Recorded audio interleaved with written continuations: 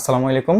আজকে এসএসসি কেমিস্ট্রির ষষ্ঠ অধ্যায়ের মোলারিটি নিয়ে একটু আলোচনা করব, ঘনমাত্রা নিয়ে। তো কথা না বলে শুরু করা যাক। দেখো, প্রশ্ন কি লিখেছে, 500 মিলিলিটার দ্রবণে 2 মোল দ্রব আছে, ঘনমাত্রা কত? আসলে ঘনমাত্রার সংজ্ঞাটা আমরা ক্লিয়ার হই। যেখানে বলছে নির্দিষ্ট তাপমাত্রায় 1 লিটার দ্রবণের মধ্যে যত মোল দ্রব দ্রবীভূত থাকে সেটা হচ্ছে ওই দ্রবণের মোলারিটি বা ঘনমাত্রা। আচ্ছা, ধরো ভি লিটার, লিটার হচ্ছে একক, ভি লিটার দ্রবণের এন মোল আছে। কয় মোল? এন মোল। তাহলে 1 লিটার দ্রবণে কি কম থাকবে? তাহলে ভাগ, তাহলে হচ্ছে কি ভি নিচে এন উপরে। ঘনমাত্রাকে এস দিয়ে প্রকাশ করা হয়, তাহলে এস ইকুয়াল হচ্ছে এন বাই ভি। এন হচ্ছে তো মোল আর ভি হচ্ছে কি লিটার এককে। দেখো প্রশ্নে কি দেওয়া আছে, প্রশ্ন দেওয়া আছে 500 মিলিলিটার। তাহলে ফার্স্টে এই মিলিলিটার থেকে তোমার লিটার একে কনভার্ট করতে হবে, অর্থাৎ 1000 দিয়ে ভাগ করতে হবে।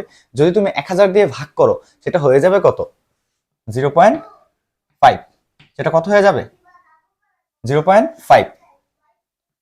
তাহলে ভি ইকুয়াল টু কত পাবা? 0.5। আর এন ইকুয়াল টু কত দেওয়া আছে? দেখো, এন ইকুয়াল টু দেওয়া আছে 2 মোল। তাহলে বের করে ফেলো, এস ইকুয়াল টু হচ্ছে এন বাই ভি। এন এর মান কত?